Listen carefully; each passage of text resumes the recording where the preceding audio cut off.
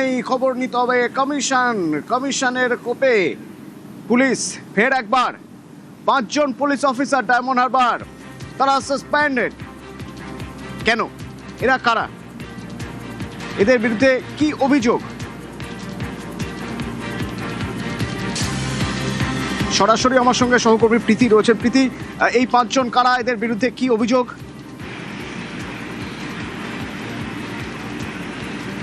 দেখো, মূলত যে অভিযোগ করা হয়েছে তা হচ্ছে এই 5 জন পুলিশ অফিসার তারা নিজেদের যে নির্বাচনী কাজ রয়েছে সে বিষয়ে কিন্তু অক্ষম এবং তাদের যে কাজ রয়েছে সেই কাজের উপরে একেবারে নির্বাচন প্রভাব পড়তে পারে নির্বাচনে, সেই অভিযোগেই কিন্তু সাসপেন্ড করা হয়েছে। এবং শুধু সাসপেনশন নয়, তার পাশাপাশি এই 5 পুলিশ অফিসারের বিরুদ্ধে বিভাগীয় তদন্ত শুরু হয়েছে। তোমাকে জানিয়ে রাখি, 5 পুলিশ অফিসার কারা। ডায়মন্ড হারবার পুলিশ জেলার মূলত 5 পুলিশ অফিসার রয়েছেন এবং যাদের মধ্যে অ্যাডিশনাল এসপি রয়েছেন সন্দীপ গড়াই, তিনি আইপিএস পদমর্যাদার অফিসার। এর পাশাপাশি সজল মঞ্জল এসডিপিও, মৌসুম চক্রবর্তী ডায়মন্ড হারবার থানার আইসি এবং অজয় বাগ, তিনি ফলতা থানার আইসি। এর পাশাপাশি উস্তি থানার ওসি শুভেচ্ছা বাগ। এই 5 জন পুলিশ অফিসারকে কিন্তু গতকাল সাসপেন্ড করা হয়েছে রাত্রিবেলা এবং তার পাশাপাশি এদের বিরুদ্ধে বিভাগীয় তদন্ত শুরু হয়েছে। এর পাশাপাশি ডায়মন্ড হারবার পুলিশের যিনি পুলিশ সুপার রয়েছেন তাকে কিন্তু একেবারে সতর্ক করা হয়েছে, অর্থাৎ আইপিএস ঈশানী পালকে তাকে সতর্ক করা হয়েছে যে তার আন্ডারে থাকা পুলিশ অফিসাররা যে অ্যাক্টিভিটি করছেন তাতে যাতে ফার্দার এই অ্যাক্টিভিটি না হয়, আর যদি হয় তাহলে তার বিরুদ্ধেও কিন্তু পদক্ষেপ করা হবে, সে বিষয়ে কিন্তু বলা হয়েছে। তোমাকে জানিয়ে রাখি, উল্লেখ্য সব থেকে বড় বিষয় যে পুলিশ অবজারভার যিনি রয়েছেন, পুলিশ অবজারভারের অভিযোগ আসে কিন্তু রাজ্যের মুখ্য নির্বাচনী আধিকারিকের দফতরের কাছে এবং সেখান থেকেই কিন্তু জাতীয় নির্বাচন কমিশনের কাছে এই অভিযোগ যায় এবং পরবর্তীতে জাতীয় নির্বাচন কমিশন এই 5 জন পুলিশ অফিসারকে সাসপেনশনের পাশাপাশি তাদের বিরুদ্ধে বিভাগীয় তদন্ত শুরু করে। উল্লেখ্য বিষয় হচ্ছে, কিছুদিন আগে এই পুলিশ অবজারভারের বিরুদ্ধে তৃণমূল কংগ্রেস একটি সাংবাদিক সম্মেলন করে জানায় যে প্রীতি সঙ্গে থাকো, এই যে 5 জন পুলিশ অফিসারকে সরিয়ে দেওয়া হলো, সাসপেন্ড করা হলো, তা নিয়ে রাজনৈতিক প্রতিক্রিয়া একটু শুনে নেবো। তার কারণ এখানে শুভেন্দু অধিকারী বলছেন যে এটা দারুণ সিদ্ধান্ত, আর এই প্রসঙ্গে বলতে গিয়ে জয়প্রকাশ মজুমদার তিনি বলছেন যে আসলে বিজেপির কথায় কাজ করছে কমিশন। দারুণ সিদ্ধান্ত আমি কাল রাতে পেয়েছি, thanks to election commission. Democracy রক্ষা করার ক্ষেত্রে এই এত বড় সিদ্ধান্ত খুব প্রয়োজন ছিল। গুন্ডা ভোট লুটের গুন্ডা, রেজিস্টার্ড গুন্ডা। সিপিএম এর সময় সুশান্ত ঘোষ, লক্ষণ সেটরা গুন্ডামি করতো, রিগিং করতো, এরা হচ্ছে রেজিস্টার্ড গুন্ডা। বেতন পায় ট্যাক্সের টাকায় আর গুন্ডামি করে তৃণমূল কংগ্রেসে। নির্বাচন কমিশন সম্পূর্ণভাবে আমরা বুঝতে পেরেছি, সাধারণ মানুষও বুঝতে পেরেছে যে বিজেপির হয়ে কাজ করছে। সুতরাং এখন হাতে নাতে ধরা পড়ে গিয়ে যে এক জায়গায় বিজেপি প্রার্থী আর পুলিশ অবজারভার বসে সলা পরামর্শ করছে কিভাবে ভোট লুট করবে, কিভাবে ইলেকশনের দিনে তারা কাজ করবে, এসব তো আমরা দেখতে পাচ্ছি। জনতা তো আছে তৃণমূল কংগ্রেসের সঙ্গে, এটাই তাদের সব থেকে বড় মাথা ব্যথা। ডায়মন্ড হারবারের পুলিশ অফিসারদের সরানোর প্রসঙ্গে বলতে গিয়ে পুরুষোত্তম দাসের কথা বলছেন। পুরুষোত্তম দাস পুলিশ অবজারভার, এই পুরুষোত্তম দাস বা পুলিশ অবজারভারের বিরুদ্ধে আগে অভিযোগ এনেছিল তৃণমূল। এই পুলিশ অবজারভারের অভিযোগেই 5 অফিসার তাদের বিরুদ্ধে পদক্ষেপ করা হয়েছে, কারণ তাদের বিরুদ্ধে নালিশ করেছেন এই পুলিশ অবজারভার। 22 এপ্রিল তৃণমূল একটি ভিডিও প্রকাশ করে, তারা অভিযোগ করে হোটেলে বিজেপি প্রার্থীর সঙ্গে পুলিশ অবজারভার পুরুষোত্তম দাস বৈঠক করেছেন এবং তাদের সেই দাবির সপক্ষে তারা একটা ভিডিও প্রকাশ করে তৃণমূল। এই ভিডিও দেখে অভিযোগ তোলা হয় মগরাহাট পশ্চিমের বিজেপি প্রার্থীর সঙ্গে বৈঠক করেছেন পুলিশ অবজারভার। ডায়মন্ড হারবারের হোটেলে গোপন বৈঠক, চুপি চুপি বৈঠক কেন প্রশ্ন তুলেছিল তৃণমূল। তখনই পুলিশ অবজারভারের অপসারণের দাবি করা হয়েছিল।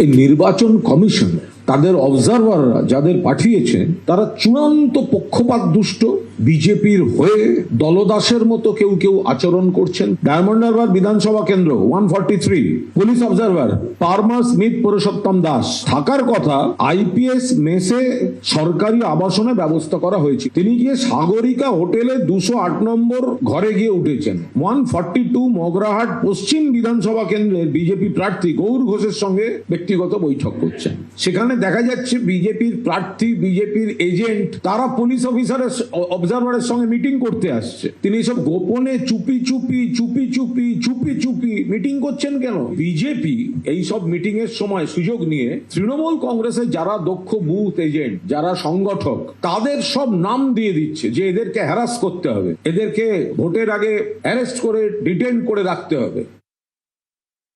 ওইসব ভিডিওকে আমরা কোনো মান্যতা দিচ্ছি না। পশ্চিমবঙ্গের বাঙালির ওসব ভিডিও, অডিও, লেখা, পড়া, বিজ্ঞপ্তি এ নিয়ে কোনো মাথা ব্যথা নেই। 26-এর নির্বাচন তৃণমূলের বিসর্জন।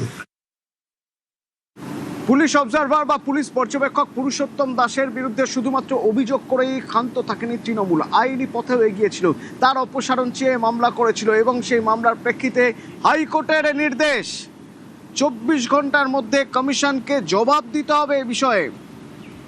এই মামলার ক্ষেত্রে কি পর্যবেক্ষণ হাইকোর্টের কি বা নির্দেশ জানবো। আমার সঙ্গে অর্ণব রয়েছেন সরাসরি। অর্ণব, দেখো, গতকাল এই মামলা হয়েছে চিত্রপতি কৃষ্ণা রায়ের বেঞ্চে এবং তৃণমূল কংগ্রেসের করা মামলার প্রেক্ষিতে লিখিত আকারে তৃণমূল কংগ্রেস যে অভিযোগ জানিয়েছে পুলিশের অবজারভারের বিষয়ে এবং সেই অভিযোগের লিখিত আকারে জবাব দিতে হবে নির্বাচন কমিশনকে এবং 24 ঘন্টার মধ্যে এই জবাব দিতে হবে, অর্থাৎ আজ বিকেলের মধ্যে এই জবাব কমিশনকে দিতে হবে, এমনটাই নির্দেশ গতকাল দিয়েছে হাইকোর্ট।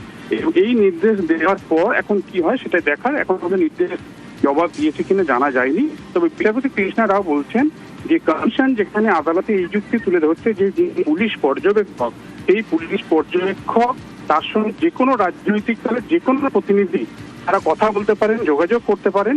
কাজেই এই অবস্থায় যদি এটাই তাদের স্ট্যান্ড হয় এবং এক্ষেত্রে তৃণমূল কংগ্রেস যদি আইন ভাঙার অভিযোগ আনে তাহলে সেই অভিযোগের জবাব দেওয়ার কোনো সমস্যা কিছু নেই। কাজে জবাবটা তারা দিয়ে দিক এবং সেক্ষেত্রে 24 ঘন্টা ডেট দেওয়া হয়েছে এবং এই ডায়মন্ড হারবারের অর্থাৎ দক্ষিণ চব্বিশ পরগনার পুলিশ অবজারভারের বিরুদ্ধে লিখিত আকারে জবাব দেওয়াটাই নির্দেশ দিয়েছে আদালত বিচারপতি রাও।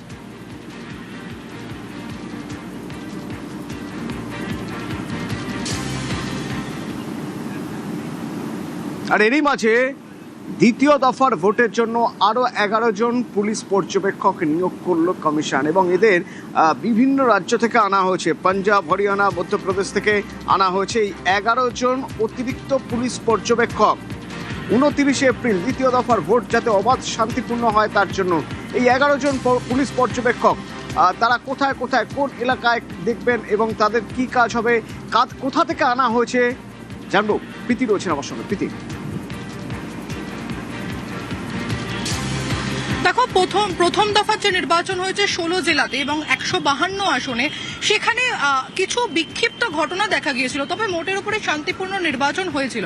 তবে দ্বিতীয় দফার যে নির্বাচন রয়েছে সেখানে কিন্তু একেবারে ঘটনাবিহীন নির্বাচন চাইছে জাতীয় নির্বাচন কমিশন এবং তার জন্যই কিন্তু 11 জন পুলিশ অবজারভার বা পর্যবেক্ষক তাকে বাংলায় পাঠাচ্ছে এবং এর আগে মোট 87 জন পুলিশ অবজারভারকে পাঠানো হয়েছিল বাংলার নির্বাচনের জন্য, যারা প্রথম দফার নির্বাচনে কাজ করেছে এবং তার সঙ্গে সঙ্গে হরিয়ানা, পাঞ্জাব, বিভিন্ন যে ভিন রাজ্য থেকে সেই ভিন রাজ্য থেকে 11 জন পুলিশ অবজারভারকে নতুন করে আনা হচ্ছে যাতে দ্বিতীয় দফার যে সমস্ত নির্বাচন রয়েছে, যে সমস্ত জেলায় নির্বাচন রয়েছে সেখানে প্রথম দফার যে নির্বাচন ছিল কিছু কিছু জায়গায় বিক্ষিপ্ত ঘটনা ঘটেছে, তবে দ্বিতীয় দফার নির্বাচন যাতে ঘটনাবিহীন একেবারে নির্বাচন হয়, অবাধ এবং শান্তিপূর্ণ নির্বাচন হয়, তার জন্য কিন্তু এই 11 জন পুলিশ অবজারভার তাদেরকে আনা হচ্ছে বাংলার দ্বিতীয় দফার নির্বাচনের জন্য। অতনু, ধন্যবাদ।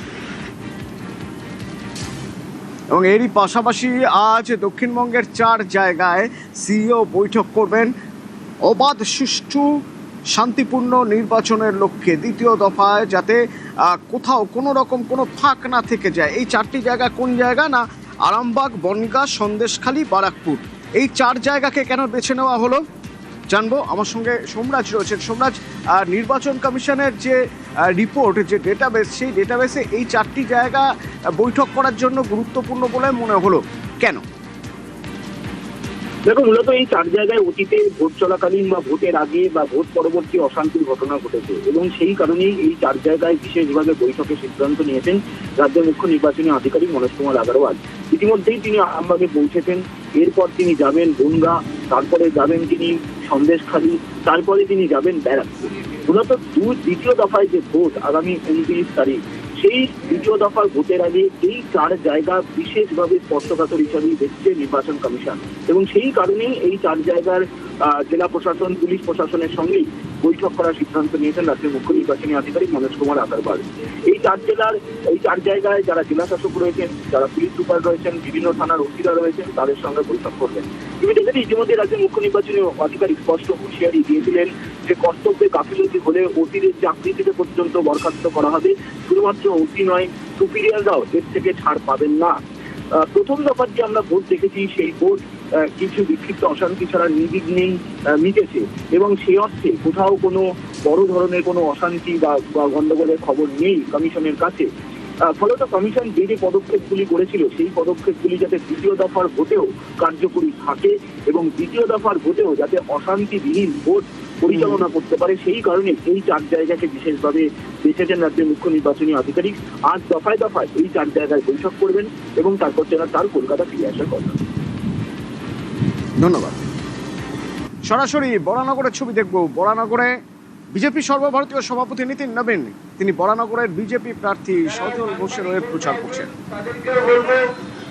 একটু গাড়িটা আমরা সাবচাইতে এসেছেন, আপনারা আশীর্বাদ করুন, প্রয়াস করে 2026 সালের যে নির্বাচনী তারিখে আমাদের এই দক্ষিণবঙ্গে হবে। সুবীর আছে আমার সঙ্গে। সুবীর, এই প্রচারের ছবিটা একটু তোমার মাধ্যমে জেনে নিতে চাইবো। দেখো অতনুদা, বিজেপি সর্বভারতীয় সভাপতি নীতিন নবীন তিনি কিন্তু বরানগরে বিজেপি প্রার্থী সজল ঘোষের সমর্থনে তিনি কিন্তু প্রচারে সামিল হয়েছেন এবং বিজেপি প্রার্থী সজল ঘোষের সঙ্গে গাড়িতে কিন্তু ইতিমধ্যে তিনি প্রচার শুরু করেছেন। আলমবাজার, বরানগর আলমবাজার বিএসএফ ক্যাম্প থেকে কিন্তু প্রচার শুরু হয়েছে এবং প্রচুর বিজেপি কর্মী সমর্থক যারা রয়েছেন তারা কিন্তু এই বিজেপি সর্বভারতীয় যিনি সভাপতি রয়েছেন নীতিন নবীন, তার প্রচারে কিন্তু অংশগ্রহণ করেছেন এবং ইতিমধ্যে কিন্তু প্রচার চলছে এবং প্রচার ডানলপ মোড় থেকে কিন্তু প্রচার টপিন রোডের দিকে ভিডিও ধরে কিন্তু প্রচার এগিয়ে যাচ্ছে এবং বিজেপি প্রার্থী সজল ঘোষ এবং সর্বভারতীয় সভাপতি নীতিন নবীন তারা কিন্তু ভোট প্রচারের মাধ্যমে মানুষের কাছে হাত জোর করে ভোট প্রার্থনা করছেন। 2026 সালের যে নির্বাচনী তারিখে আমাদের এই দক্ষিণবঙ্গে হবে। देखिए, पश्चिम बंगाल की जनता ने पहले ही तय किया था कि इस बार की लड़ाई वो खुद लड़ेंगे और भारतीय जनता पार्टी के कार्यकर्ताओं का संघर्ष उनके साथ था और कहीं न कहीं वो बदलाव का प्रतीक बना। माननीय प्रधानमंत्री जी ने जब नारा दिया पोल्टोनो दोरकार, तो पश्चिम बंगाल की जनता ने जो आवाज़ दिया चाय बीजेपी सरकार, वो आज आवाज़ घर घर का आवाज़ बन गया है। बंगाल को डेवलपमेंट के लिए, बंगाल की माता बहनों की सुरक्षा के लिए भारतीय जनता पार्टी के साथ आ रही है। पश्चिम बंगाल में अब गुंडागर्दी नहीं चलेगा, गुंडे अब बिल के अंदर घुस चुके हैं। पश्चिम बंगाल में अब अमन होगा, शांति होगी, महिलाओं का पूरी तरह से सुरक्षा मिलेगी और हम लोग आज उस रूप में पश्चिम बंगाल को आगे लेके जाने के लिए अब संकल्पित हैं। अब कोई गढ़ ममता का नहीं बचा है। ममता के प्रति भद्रलोक का भी भ्रम टूट गया है। पूरी तरह से भद्रलोक अब भाजपा के साथ है। আপনাদের মহিষতলার সেই ছবি মনে আছে নিশ্চয়ই। একটা অভিযোগ উঠেছিল যে কমিশনের নির্দেশে এক মহিলা বৃদ্ধা, তার বয়স 90 বছর, তার ভোট দিয়েছিল 8 বছরের এক শিশু পোস্টাল ব্যালট এবং তারপর থেকেই টেনশন কাজ করছিল তার মধ্যে। তার বাড়ির লোক তো তাই বলছে যে তার মধ্যে একটা টেনশন কাজ করছিল। সেই টেনশনের মধ্যে থেকে থেকে থেকে থেকে খাওয়া দাওয়া ছেড়ে দিয়েছিলেন। অভিযোগ এই টেনশন নিয়েই ওই বৃদ্ধা মারা গেছে।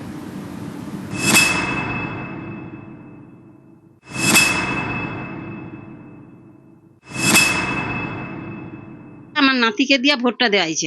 8 বছর বয়সে বাচ্চা ভোট দিবে। আমার শাশুড়ি সেই যে অত লোকজন দেখা টেনশনে এমন হয়ে গেছে, সে আর খাওয়া দাওয়া বন্ধ হয়ে গেছে আর হচ্ছে যে সে কারোর সঙ্গে কথাও বলেনি। সেই টেনশন করে করে ভোটের দিনই মারা গেছে।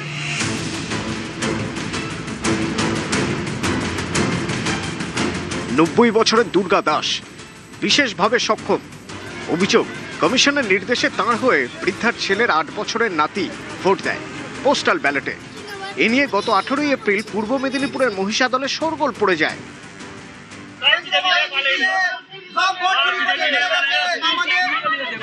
যত তৃণমূলী ভোট তারা নিজেরা কেন্দ্র বাহিনী নিজে এসে এই ভোটগুলোকে বিজেপিতে ফেলিয়েছে।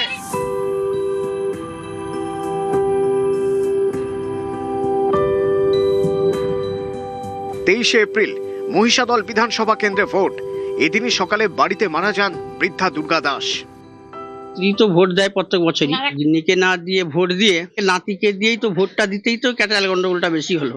মা মরে গেল ভোটের জন্য, সামান্য ভোটের জন্য মা মারা গেল, ভোটও হয়ে গেল। আমার নাতিকে দিয়ে ভোটটা দেওয়া হয়েছে। 8 বছর বয়সে বাচ্চা ভোট দিবে। আমার শাশুড়ি সেই যে অত লোকজন দেখা টেনশনে এমন হয়ে গেছে, সে আর খাওয়া দাওয়া বন্ধ হয়ে গেছে, আর হচ্ছে যে সে কারোর সঙ্গে কথাও বলেনি। সেই টেনশন করে করে ভোটের দিনই মারা গেছে।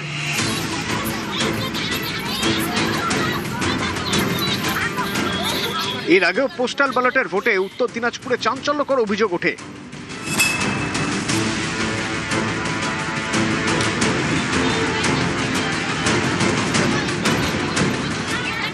রায়গঞ্জ বিধানসভা কেন্দ্রের ভোটার বছর 85 আকালু হোসেন, তিনি দৃষ্টিহীন, হাঁটতে পারেন না। অভিযোগ, পোস্টাল ব্যালটে ভোটের সময় বৃদ্ধ ছাড়া সকলকে ঘর থেকে বেরিয়ে যেতে বলেন বিএলও। এতে পরিবার আপত্তি করলেও বিএলও কোনো কথা শুনতে চাননি বলে অভিযোগ। এই অশান্তির জেরেই ভোটারের স্ত্রীর মৃত্যু হয় বলে দাবি। গত 18 এপ্রিল মহিষাদলেও পোস্টাল ব্যালটে ভোট ঘিরে জোর শোরগোল। অভিযোগ, কমিশনের নির্দেশে 90 বছরের বৃদ্ধার হয়ে ভোট দেয় 8 বছরের শিশু। সেই বৃদ্ধারই মৃত্যু হলো বৃহস্পতিবার, মহিষাদলে ভোটের দিন। নিউজ 18 বাংলা।